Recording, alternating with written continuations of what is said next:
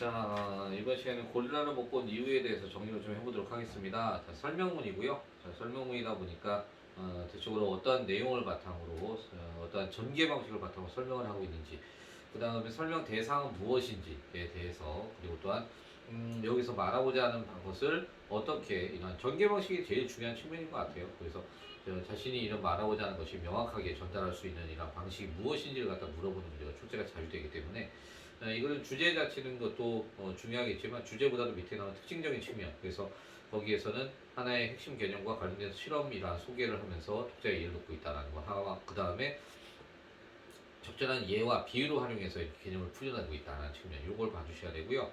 자, 그 다음에 또 하나가 이 글의 이제는 전체 제목 자체가 보게 되면 읽기의 목적에 대한 측면입니다. 자, 그러니까 읽기의 목적을 고려한 적절한 글을 찾아 읽는다라는 것이 학습 목표래요. 그 다음에 읽기의 목적에 따른 읽기의 방법을 선택하고 이를 조정하면서 점검하면서 읽어야 된다라고 했거든요. 그러니까 읽기 전, 읽기 중, 읽기 후에 맞춰가지고 우리가 지금 이제 봐야 된다는 건데, 시험에서 그러니까 나올 수 있는 부분은 읽기 전, 중, 후 바로 이 부분을 바탕으로 해서 읽기 과정의 점검으로서 옳지 않은 것을 찾아봐라 라고 하는 이런 문제가 출제될 수 있거든요. 그러니까 전, 중, 후 분명히 각각 맞춰가지고 우리가 그걸 갖다 봐줘야 된다는 측면입니다. 자, 그러면은 페이지 270페이지에 들어가서 한번 좀 얘기 나누겠습니다. 자, 제목 자체가 고릴라를 못 본 이유예요. 자, 그러다 보니까 제목이 특이하네, 야 이게 뭐지? 라고 하는 이러한 관점을 갖다 바탕으로 들어갈 수 있는 거죠. 그러니까 읽기 전에는 제목이 도대체 무슨 뜻이야? 도대체 왜 이러니? 왜 큰 고릴라를 못 봐? 라고 하는 이러한 그 궁금증. 자, 그래서 우선 글을 훑어보면서 내용을 예측해 봐야겠다 라고 하는 것, 이게 읽기 전. 그 다음에 질문하고 답하면서 글을 읽어야지 라면서 또한 준비한다는 거죠.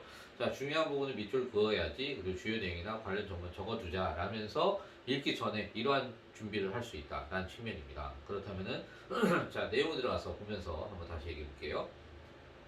처음 부분은 자, 오감, 즉 시각, 청각, 후각, 미각, 촉각 세상을 인식한다고 했고요.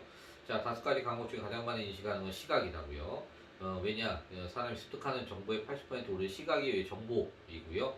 자, 그 다음에 대부분 정보를 시각으로 받아들이면서 우리는 자연스럽게 시각의 능력을 높이 신뢰하고 있다라고 얘기합니다.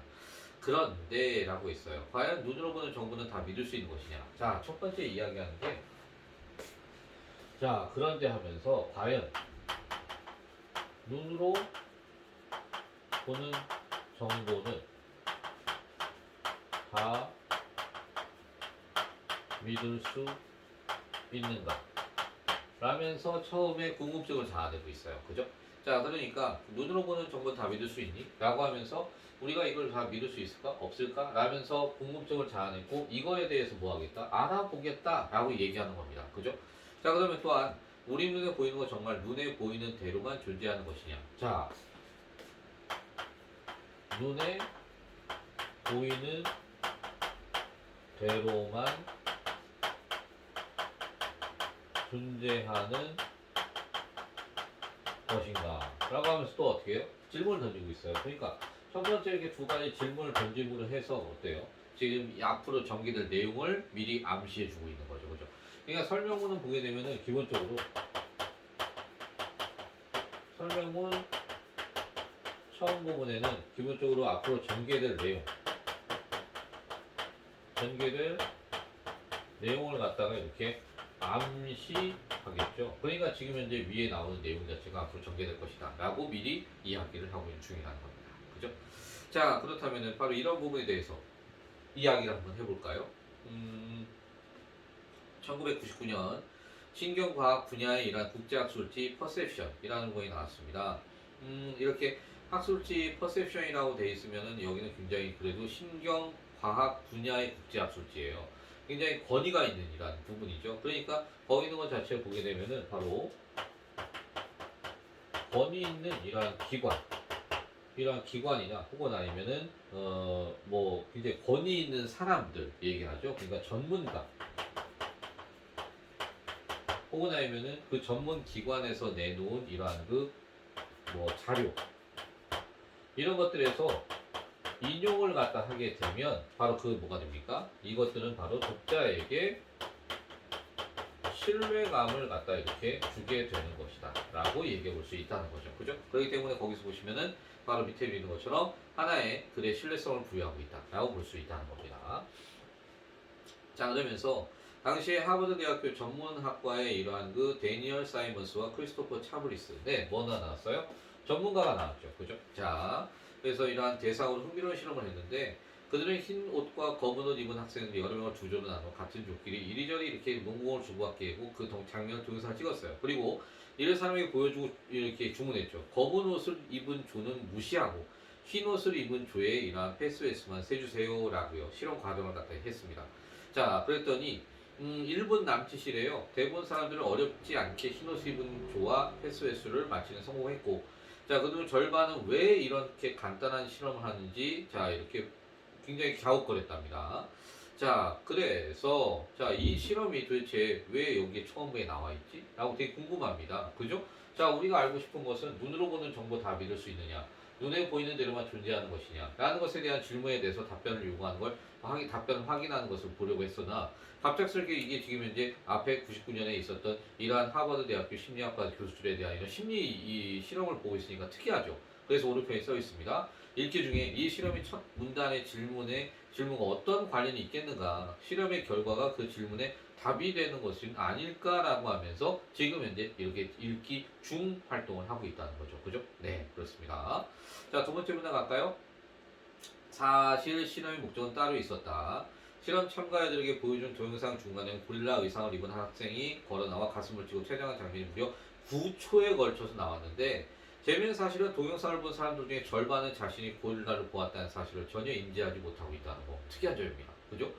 자, 그러면서요, 나머지 절반은 고릴라를 알아보고 황당하다는 이러한 반응을 보였고, 심지어 고릴라를 인지하지 못하는 이들에게 고릴라의 등장 사실을 알려주고 동영상을 다시 보여주자 분명 번쩍번 동영상에서는 고릴라가 등장하지 않았다고 말하는 사람도 있었답니다. 자, 그러면서 실험자가 자신을 놀리려고 다른 영상을 보여준 것이 아니냐는 의심을 했고요. 도대체 왜 이들은 고릴라를 보지 못한 것일까? 라면서 이렇게 궁금증을 자아내고 있습니다. 그죠? 자, 처음 앞부분에서 보게 되면 우리는 분명히 얘기했어요. 저 앞부분에서 시각에 우리는 80%를 의존하고 살아간다고 했고요. 그러다 보니까 어떻게 눈으로 보는 정보 다 믿을 수 있느냐라고 했었어요. 그죠? 그리고 또 눈에 보이는 대로만 존재하는 것이냐라고 했고요. 자, 그러다 보니까 지금 이제 이 실험을 통해서 볼 때 우리가 눈에 보이는 대로만 존재하는 것인가? 눈에 보이는 대로만 존재하는 게 아니네. 라고 하는 측면. 그죠? 눈에 보이는 것 외에도 존재하는 게 있었네. 라고 하는. 그죠? 그러니까 우리가 눈으로 보는 것이 모두 다 믿을 수만 있는 것은 아니네. 라는 것을 확인하는 이런 측면을 보여줄 수 있죠. 그죠? 자, 그렇기 때문에 자, 오른편은 거기 잠깐 완자쌤 한마디를 잠깐 보겠습니다. 그래 도입부의 글쓴이가 말했듯이 우리는 자신의 시각을 굳게 믿고 있습니다. 실험 참가들 역시 자신이 뭔가 틀림없이 사실이라고 굳게 믿고 있죠. 그리고 모든 걸 제대로 보았다는 이런 확신이 차 있습니다. 그런데 세상에 고릴라가 분명히 지나간 대로 보지 못하고 있습니다. 무슨 일일까요? 하면서 자, 이 과정을 계속 해나가보자 라고 하고 있습니다. 자, 그 다음 페이지에 보면은 정말 신기하게도 그렇게 지금 이제 사진이 나와져 있습니다.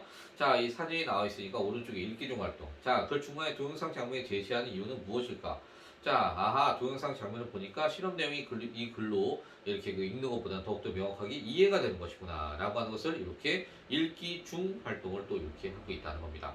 자, 거기다가 시각 자료를 제시하는 것 자체는 글을 좀 더 이해하기 쉽게 만들기 위한 것이구나. 라는 것을 또한 이렇게 알 수 있었고요. 자, 그래서 지금 276페이지 밑에 있는 것처럼 읽기 중, 읽기 방법, 읽기 전과 읽기 중의 방법들 해서 나와져 있습니다. 읽기 전에는 글의 제목을 추론해 봤고요. 그 다음 글 전체 훑어보자고 했었고요. 글의 내용을 미리 예측하는 거였습니다. 그죠? 그 다음에 읽기 중에서는 질문하고 답하면서 읽자. 그 다음에 중요한 정보는 밑줄 그어가면서 읽자. 주요 내용 관련 정보 적어가면서 읽자. 그 다음에 이해되지 않는 부분은 관련 서적이나 인터넷 검색하면서 알아보자 라고 하는 것이 읽기 중 활동이다 라고 이렇게 볼 수 있다는 겁니다. 이해되셨죠? 자, 의문점 두 가지 있었습니다. 앞에 자, 그거 다시 한번 봐주시고요. 소개 실험에 대한 측면은 네, 이렇게 보겠습니다. 다음입니다. 자, 이번에는 자, 데니얼 사이먼스와 크리스토퍼 차브리스 앞에 이 실험을 했던 인물들입니다. 전문가들이요. 무주의 맹시라고 칭했다라고 되어 있습니다. 무주의 맹시? 과연 이게 뭐지? 라면서 궁금했죠. 그죠? 그렇다면 뭐 해야 돼요? 아, 이게 뭐지? 한번 찾아봐야겠다. 라고 옆에 적혀 있어야겠고요. 봤더니 읽기 중에서 우주의 맹시란 개념이 잘 이해되지 않아 실험 관련 서적을 찾거나 인터넷 검색하면 이 개념을 찾아봐야겠어. 라고 한 친구. 그렇죠. 자, 그러면서 이렇게 우주의 맹시라고 칭했다. 자, 그런데 이는 시각이 손상되어 물체를 보지 못하는 것과 달리 물체를 보면서 인지하지 못하는 경우를 말한다. 자, 우주의 맹시가 뭐라고요? 바로 밑에 물체를 보면서도 인지하지 못하는 경우를 갖다 말한다고요. 아까도 보시면은 고릴라라는 것이 분명히 눈에 들어왔을 겁니다만 인지하지 못하고 넘어갔다는 그런 측면이겠죠. 그죠? 자, 더 볼까요? 자, 두 눈을 멀쩡히 뜨고 있는데 보지 못한다고? 정말 황당한 이런 소리다. 하지만 우리는 늘 이런 경험을 한다. 실현한 뒤에는 유난히 행복한 여인들의 모습이 눈에 띄고요. 오랜만에 만난 아버지의 늙은 모습에 마음이 짠했던 날에는 유독 나이 든 어른들의 모습이 눈에 많이 들어온다고요. 그래서 그런 장면들은 어찌나 그렇게 내 마음이 유동칠 때 잘 맞춰나는지 하지만 당연하게도 그 세상이 이렇게 내 마음에 맞게 움직여줄 리는 없다라고요. 지금 보시면 우주의 맹시가 우리가 뭔지 잘 이해가 안 됐는데 바로 예를 들어 보여주고 있죠. 아까 이 글에 있어서 자 전개방식 자체가 예를 들어서 풀이해주고 있다는 측면이 있었습니다. 그죠? 자 고릴라는 어디에나 어디에나 존재한다라고 했습니다. 자 고릴라라는 존재 자 거기 있는 것처럼 바른 거다. 이게 비유적 표현이라고요. 고릴라를 우리가 방금 전에 못 봤어요. 그죠? 그러니까 다시 말하면 무주의 맹시라고 하는 것처럼 우리의 눈에도 보이는 것이지만 보이지 않는 것처럼 느껴지는 것들이 많다라고 얘기한다는 거죠. 그래서 바로 이것은 위에 있는 것처럼 보고 인지하지 못하는 대상을 얘기하는 것이 바로 고릴라다라고 하는 측면. 네, 중요합니다. 다만 내가 이를 인지하지 못했을 뿐이고요. 그들은 갑자기 새롭게 나타난 것이 아니라 평소에 늘 존재하는 것이었다 합니다. 하지만 평소에는 주의 있게 보지 않아서 인식하지 못했던 것을 비로소 오늘에서야 뇌가 인지하는 것이다 라고 얘기했습니다. 자 그러니까 오른쪽에 첫 문장은 무슨 뜻일까 하면서 궁금해야 돼요. 고릴라는 어디에나 언제나 존재한다라고 했으니까 과연 왜 갑자기 고릴라가 존재한다는 거지? 하면서 궁금해했을 수밖에 없다는 거죠. 그죠?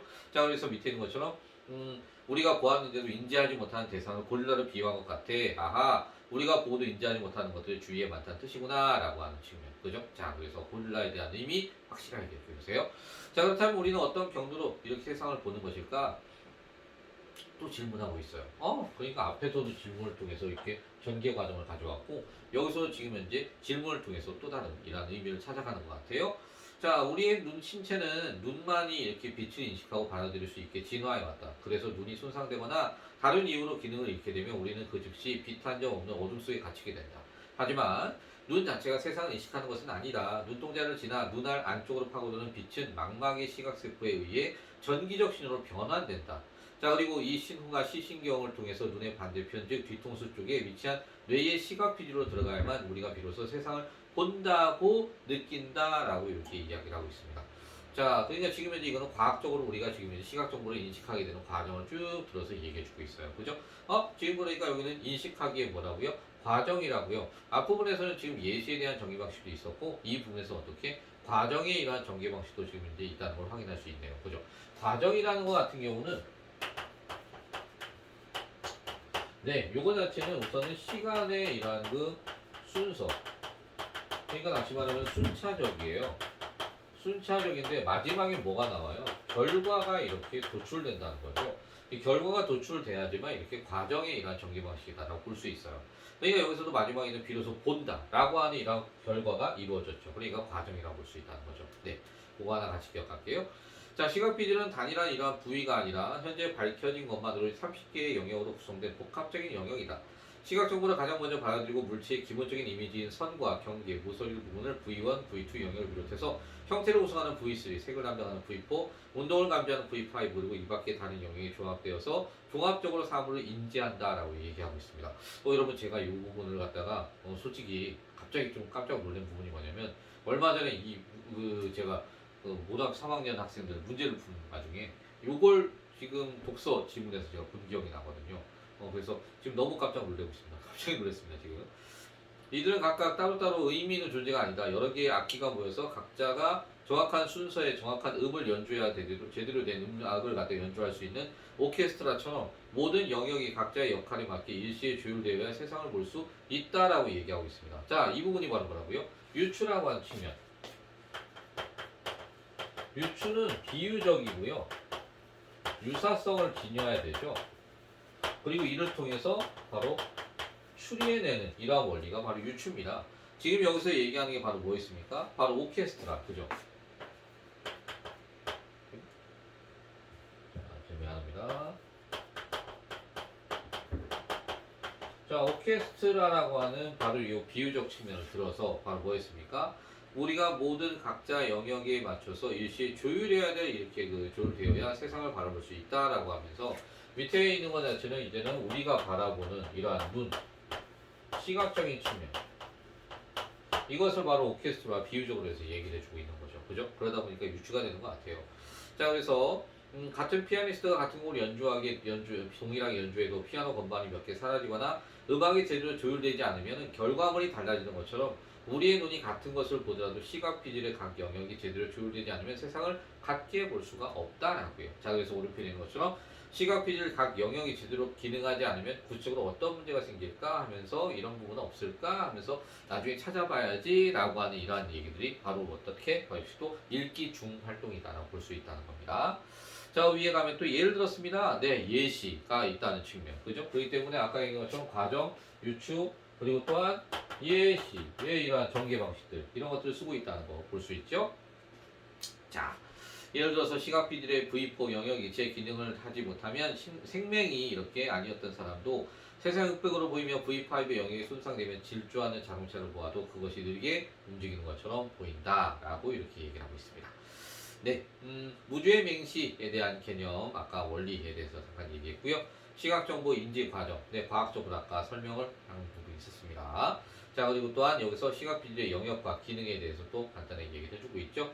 자, 뒷부분, 가운데 부분이 이 부분 자체를 우리가 좀, 제대로 인지하고서는 시험을 보긴 해야 될 것 같아요. 이 부분 자체 가지고도 독서에서 이게 시험에 출제가 됐었거든요. 그래서 근데 과학적으로 들어가서 좀 이게 지문 내용을 바탕으로 해서 좀 과학적으로 응용해 나가는 그런 과정의 문제였기 때문에 그런데 이 글에서도 시험 문제를 출제한다면은 그렇게 충분히 가능해요. 우선적으로 이 글에 이제는 그 언제나 우리 독서에 시험 나오는 거에서 제일 먼저 나오는 게 뭐 있어요? 바로 내용일치 문제, 그죠? 그러니까 이 글의 내용을 완벽하게 숙지하지 못하면 내용일치에 대해 접근을 갖다 못한다라는 것이고 이걸 보기를 들어서 응용하는 문제가 나올 수도 있거든요. 그러면 응용하는 문제에 있어서 거기 접근들을 또 할 수가 없다라고 하는 이런 측면입니다. 그렇기 때문에 내용적인 측면, 지금 이제 읽었던 것들 자세히 좀 다시 한번 더 여러분 꼼꼼히 봐주시기 바랍니다. 네. 자, 그 다음 페이지. 뇌의 많은 영역이 우리 시각이라는 감각 하나에 배정되어 있어도 세상은 워낙 변화무쌍하기 때문에 눈으로 받아들이는 모든 정보를 뇌가 빠짐없이 처리하기는 어렵다. 그래서 뇌가 선택한 전략은 바로 선택과 집중, 적당한 무시, 엄청난 융통성이라는 겁니다. 자, 우리는 쥐의 꼬리만 봐도 벽 뒤에 숨은 쥐 전체의 모습을 그릴 수가 있고 빨간색과 파란색의 스펙트럼만 봐도 그 색이 주는 이미지와 의미까지 읽어낼 수가 있다라고요. 하지만 그것은 때와 장소 그리고 현재의 관심 대상 수준에 따라서 달라질 수밖에 없다는 겁니다. 앞에 보았듯이 우리는 하나에 집중하면 다른 것을 눈에 뻔히 보여도 인식하지 못하고 지나칠 수 있습니다. 그게 바로 고릴라였죠. 우리는 정말로 보고 싶은 것만 보고 보기 싫은 것은 눈을 지금 감게 된다는 겁니다. 그러니까 우리는 바로 뭐하고 살고 있다? 아까 다시 얘기하면서 세 번째 줄에 뇌가 선택한 전략은 바로 뭐다? 선택과 집중, 그 다음에 적당한 무시, 그리고 엄청난 융통성에 의해서 우리는 뇌가 바로 그런 것만 받아들일 수 있는 것만 받아들이고 있다라는 측면입니다. 자, 그렇기 때문에 이 자체는 역시 뭐에 따라서 바로 때와 장소, 현재의 관심 대상, 수준에 따라서 달라질 수밖에 없다라고 지금 얘기한 거고요. 자, 여섯 번째 그래서 감각기관 들어오는 이러한 정보를 고스란히 받아들이지 않고 제 입맛에 맞는 부분만 편식하는 것은 뇌의 보편적인 특성으로 다른 감각도 마찬가지다. 다시 말하면 위에 있는 것처럼 선택과 집중, 적당한 무시, 그리고 엄청난 융통성을 얘기합니다. 그러니까 엄마의 잔소리를 들으려고 10대 아이의 귀에 달린 엄청난 여과 능력은 일부러 그러는 것이 아니라 무의식적으로 일어나는 자연스러운 결과일 수 있다라고요. 자, 따라서 눈앞에 딴전을 피우는 아이의 귀에 이렇게 소리를 갖다 흘려넣고 싶다면 일단 달콤한 말로 시작해 집중하는 것이 그나마 효과적이다라는 겁니다. 자, 이거 한번 다시 한번 기억해 보세요. 달콤한 말로 시작해서 집중하게 하는 이것이 바로 효과적이라는 측면. 이런 걸 예를 들어서 하나의 이렇게 문장을 놓고 이걸 물어보는 문제, 이와 같은 방식을 갖다가 적절히 찾는 이런 거 묻는 문제 가능하다는 거죠, 그죠? 자, 그래서 눈앞에 뻔히 보이는 고릴라를 보지 못했던 사람들은 눈이 잘못 보이다, 잘못되거나 얼빠인 사람이 아니라 집중하지 않은 시각적 정보는 은근슬쩍 뭉개버리는 지극히 자연스러운 뇌를 가지고 있기 때문이다 라고 얘기를 하고 있습니다. 자, 그래서 우리는 우리 뇌는 이런 식으로 세상을 본다. 있어도 보지 못하거나 잘못 보는 경우도 많다. 그러므로 우리가 모든 것을 다 볼 수 없다는 사실을 제대로만 인정한다면 서로 시각이 다른 현실에 내 눈으로 본 것만이 옳다면 핏대를 세거나 서로를 헐뜯는 일은 훨씬 줄어들게 될 것이다 라고 얘기를 하고 있습니다. 자, 마지막 부분에서 오른편에 글쓰기를 왜 이렇게 끝을 맺었을까? 우리가 어떤 태도로 세상을 살아가야 하는지 말하고 싶은 것은 아닐까? 라면서 마지막에 궁금증을 자아내면서 읽기 중으로 끝을 맺고 있습니다. 자, 오른편에 보시면 뇌의 정보 처리 전략에 대해서 정리를 해놨고요. 그 다음 끝부분에 글쓴이의 견해, 바로 글쓴이의 견해는 사람마다 다른 시각으로 현실을 바라보므로 내 눈으로 보는 것만이 옳다며 싸울 필요는 없다라는 것이 글쓴이의 견해라는 거. 이거 꼭 기억해 두겠습니다. 자, 그 다음 밑에 읽기 후 방법에는요, 글의 중심 내용을 정리하고 읽기 전에 채찍했던 것과 비교를 하고, 그 다음 친구들과 글의 내용에 대해서 관한 의견을 나누는 이러한 장면이 필요하다라고 얘기했습니다. 네, 그렇게 정리를 한번 할게요. 자, 쉬울 듯 하면서도 어려운 이러한 글 중에 하나입니다. 학습 활동에서 보시면은 고릴라 실험의 의미, 그 다음 무주맹시의 이러한 개념, 그 다음 시각비들의 영역과 역할, 그 다음에 뇌의 정보 처리 전략, 이게 바로 주요 내용이거든요. 그럼 각각 주요 내용에 대해서 물어보는 문제. 고릴라 실험의 의미 같은 경우에는 아무래도 여기서 나올 수 있는 거는 뭐가 있을까요? 여기서 고릴라의 의미를 갖다 물어보는 문제가 제일 클 것 같아요. 솔직한 얘기로는. 무주의 맹시 개념하고 얘기하고 있는데 이 무주의 맹시와 관련된 이러한 그 뭐 예제, 사례 이런 것들을 갖다 물어보는 문제. 그다음 시각 피질과 이 영역의 역할. 이거는 아무래도 위에 지문 내용을 명확하게 인지하고 있는 이러한 개념 물어보는 문제일 것 같고요. 그 다음에 뇌의 정보 처리 전략 같은 경우도 보게 되면 역시 내용일치에 관련된 문제가 출제되지 않을까라고 생각이 됩니다. 글쓴이의 의도를 파악해보자고 되어 있습니다. 자, 글쓴이의 의도 밑에 있는 것처럼 알아차리지 못한 경험이 떠올려보자. 이거는 됐고요. 자, 그 다음에 우리가 모든 것을 다 볼 수 없다는 사실을 제대로만 인정한다면 이라고 한 것은 어떤 삶의 태도를 뜻하는지. 아까 우리 글쓴이가 말하고자 하는 것이 있었죠. 눈에 보이는 것만이 진정은 아니다 라고 하는 거죠. 그래서 사람마다 다른 시각으로 현실을 바라보니까 내 눈으로 본 것만이 옳다고 싸울 필요는 없다라고 하는 것이 글쓴이가 말하고자 하는 거였다고 했습니다. 자, 그러다 보니까 우리가 모든 걸 바라볼 수 없다는 것은 자신이 본 것은 절대적이지 않다는 의미. 그래서 즉 자신의 눈으로 본 것만이 옳다고 절대적 관점으로 벗어나야 된다는 측면. 글쓰이는 자신이 잘못 보거나 보지 못한 것이 있을 수도 있다라는 생각으로 상대방의 주장이나 의견을 포용하려는 이러한 태도가 분명히 필요하다라는 측면 얘기하고 있습니다. 자, 그 다음에 나온 목표학습은 이 글을 읽는 과정을 돌아보며 다음 활동 해보자라고 되어져 있어요. 이거는 학습에서 하는 학습활동에 대한 측면이라서 그거는 넘어가도 될 것 같습니다. 네, 그렇게 해서 정리를 한번 해보도록 하고요. 나머지 뒤쪽에 문제를 한번 또 다시 한번 봐주시고 문제에 나와 있는 보기들 선지들 있죠? 이런 것들도 한 번씩 다시 한번 봐주는 게 좋아요. 그래서 전적으로 문제가 어떤 식으로 출제됐었는지 어떻게 접근하는지 이미 처음 볼 때, 그 다음 내용을 다 알고 볼 때, 그 다음에 다른 여러 가지 문제들을 본 다음에 볼 때 보는 시각이 다 달라지거든요. 그러니까 그런 때 다시 한번 또 훑어주는 것도 괜찮다는 생각이 듭니다. 네, 이렇게 정리를 해주시고요. 그 다음에 이제 다음번에는 의문의 변동에 대해서 또 한번 정리를 하도록 할게요.